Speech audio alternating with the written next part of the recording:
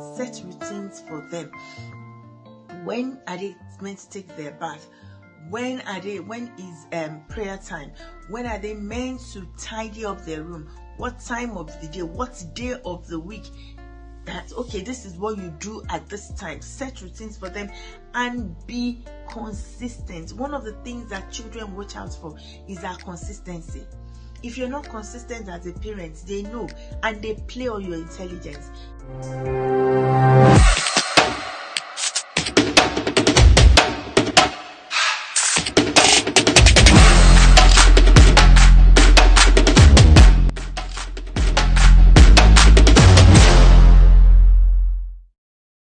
Hello, how are you doing? Good day. This is Kiki, your girl, and I'm saying thank you for stopping by. Welcome to my channel.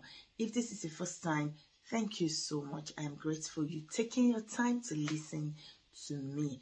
Remember to subscribe and hit the notification button. And if you're returning, welcome back. So this month or this series, we're going to be talking about teaching your boys personal discipline. I've heard a lot of parents that I work with say, oh, Kiki is not disciplined, he's not tidy, he's not motivated, he's not all of those things. And trust me, I know when boys behave like that because I've got them in my house as well. But you know what? There are simple things we can begin to do to help our children, our boys, become more disciplined with themselves and the way they handle things. And so we're going to be touching on a few topics, but today what we're going to be focusing on is organization. So how do we help or teach our sons to become more organized and disciplined? Now, there are various ways, various things we can think about when we're thinking about them being organized and disciplined. It could be being organized, with their schedule, with the things they do, their academics, their book work and all of that. It could be being organized with their environment, their room being clean and tidy. There are various things, various areas of our lives that we need to be well organized in. But I think once they get it right with one, it will be easy to get it right with in every other area. And so whatever tips we're sharing today or you're listening to today, it could work for every area of their lives, be it academics, be it sports, be it personal hygiene, be it tidying up their environments. But before we go on, one thing I want to point out to us as parents is to remind us that even us struggle at times. I remember something very salient happened yesterday before recording this video, when my older son went to the gym. And when he got to the gym, a few like 30 minutes into or like an hour after I left him, he called me and I knew he would be at the gym. So I was wondering, why is he calling me? I picked up the phone and he said, Mom, you've stopped going to the gym. You've stopped your daily walks. You've stopped this. What is happening? I said, I don't know. I think I just got busy. I said, Mom, everything you're doing is very important. But remember, like you would always say, you are the most important factor. And if anything happens to you, all of those other things will stop. So you need to resume and begin to take care of yourself. Mom, I don't want to begin to worry about you. And I said, that sounds familiar. Because I always say, when I'm talking to them, one of the things I ask them is there anything I need to pay attention to? Is there anything I need to be worried about? Even though the Bible says don't be worried about anything, but and he said, I don't want to begin to worry about you. And that kind of got me up. And I thought to myself, if I'm not motivated to go because of the weather, how about discipline? So what I'm saying that is sometimes we lose it. And I realized that once I get up after praying, I go for my daily walk or the gym or exercise, it helps me align my day, stay more focused and organized throughout my day. And you know what? That just got me back on my feet. Why am I sharing that story? It's to remind us that sometimes we lose it. Sometimes as parents, we slack as well. So when it seems like they're slacking, cut them a few yards, right? And allow them.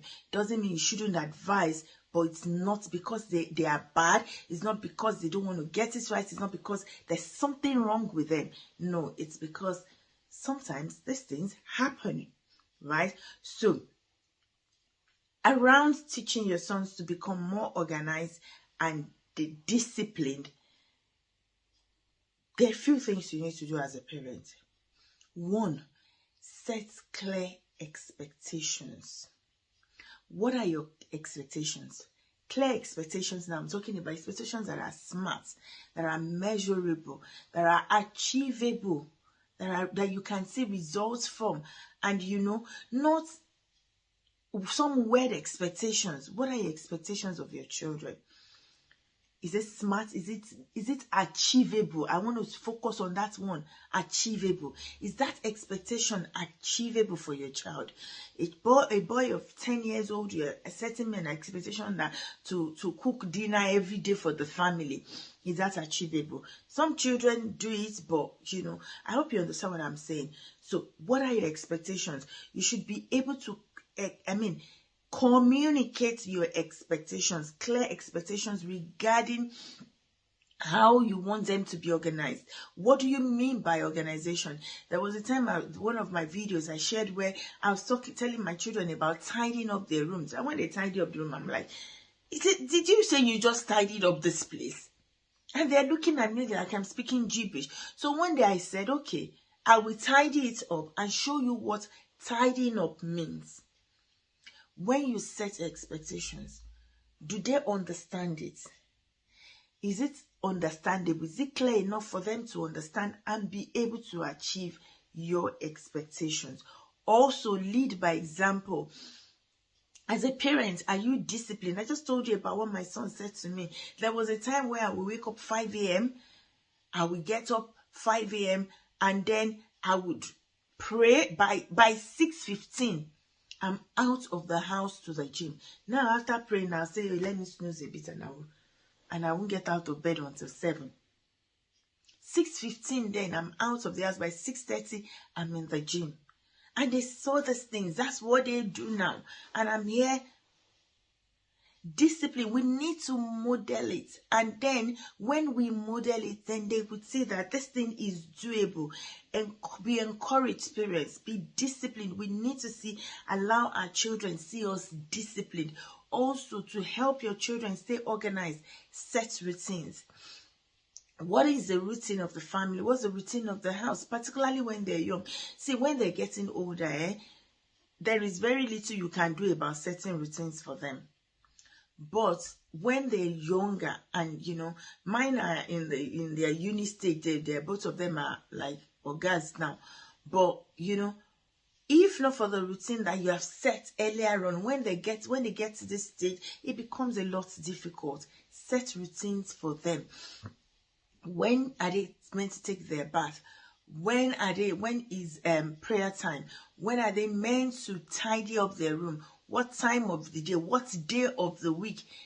That, okay, this is what you do at this time. Set routines for them and be consistent. One of the things that children watch out for is our consistency. If you're not consistent as a parent, they know and they play on your intelligence. I say to parents, the greatest psychologists you can think of on earth are children. They read you, they know your weakness, they know your strength, they know what you don't even know about yourself, because they are watching. They have that brain, that smartness. They are genius when it comes to reading us and understanding us as adults. So you need to be on top of your game to be sure that you're consistent with your routine. And then if it's around studying, organize a study place for them. Don't just leave them to study on their bed or in their room. Organize a study place. I remember when my children, we're still in secondary school. At a certain time, I have to leave the study for them because they want to go in there to read. One will do in the study, the other one will do on the dining table in the dining area. They know the time. They will go on there, and if any of us are there, we have to leave it for them. Give them the space. Organize a study area if it's around, the academics, and even around fitness, around their sports. If you look at it, those children that are involved in sports, they have the time, they have to be at the training. I'm flashing back as I'm talking about this. Even when my children, when it's time to be at the training, because there is a routine, there is an organized, a scheduled time where they have to be there, and they know what the coach will do to them when they get late. As in, they will do more exercises and all of that. They are on top of your game to take them on time. I remember sometimes my son would tell me, that was how my sons even had Uber on their phone first of all. They say, Mom, you're running late. Where are you? I'm okay. They just order Uber and then they go there and I meet them there. So be consistent, organize a space for them, set routines for them, then goal setting. What is the goal? What are we trying to achieve? I always say to us as parents, while you're parenting your child, what is your goal for your child? Who are you raising? What is your vision for that child you're raising? Are you raising a royalty, a CEO, a leader, an awesome man, an extra? What kind of man are you raising? You need to be able to think about that. And then set goals for them. Set goals with them that is achievable, that they can achieve. And also teach time management. Someone said there is nothing like time management, that it is maximizing your time. Whatever it is, teach them to be able to utilize their time properly. Structure their time, choose when to do this, when to do that, when to do that. Also, when it comes to their academics, let them be able to tell you or have what they want to achieve per time in their academics. For instance, you want to study, what are the topics you want to study within so and so time and so time in the area you're doing, in the area of works or whatever it is you're covering in school. What do you want to cover? And have it there. I had to get flip charts for the boys at sometimes when they will write it there, and then you see them tick it off as they're achieving that. Whatever it is that they need. Some it could be those wipeable boards. Some it could be just A4 sheets. This week, this is what I want to cover. And as I cover in, they're ticking it off. Help them stay organized and then encourage them. Encourage them to do these things, to take responsibilities, and encourage them with rewards. Some parents say they don't believe in rewarding children when they do things. Hey, even God would say we should praise him. Even God enjoys our praises. So our children should be encouraged. They should be rewarded as well. When they're doing things, you know what? I'm smiling as I'm saying this. My son will say, Mom, when you say, oh, they've done, he say, oh, well done. That's so beautiful. He'll be looking at it. Is that all? I'm like, okay. No, Mom, we gotta order pizza to celebrate this. Okay, Mom, can I have so and so drink to celebrate this? These are things he looks forward to that makes him, want to achieve more. When you go to the office to work, you're looking forward to collecting your salary. When you do an investment, you're looking forward to the investment yielding, return on investment. Those are things you look forward to when you put in that effort. So what are they looking for when they put in what are they looking forward to rather when they put in the effort? There has to be something. Something goes in, something has to come out as well. So watch out for that and encourage them with something. And then talk about setbacks, talk about challenges they're facing. I said talk, not yell, not be angry, not be frustrated about it. Talk about the setback, talk about challenges, and ask, how do you want me to support you? How can I come in? If you need any support, I am here. If you need me to come in any way, I am here. Just let me know. And as you go, I will re-emphasize, celebrate progress. You've told them to tidy their room at so and so time. You enter the room and the room is all clean. Oh, wow, this room is sparkling clean. Well done. I see somebody's tidied up this room. Oh, wow. Well done. When they are studying, I used to do a lot. Cup of tea. Go give it to them.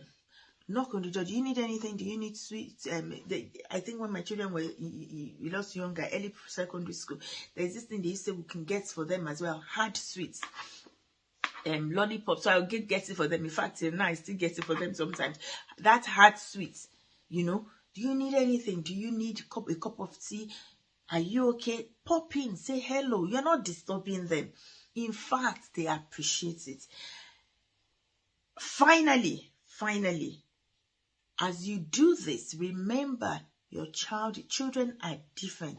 Whatever is working for child A might not be the exact way it will work for child B. Study your child, understand what works for the individual child, and stick to that.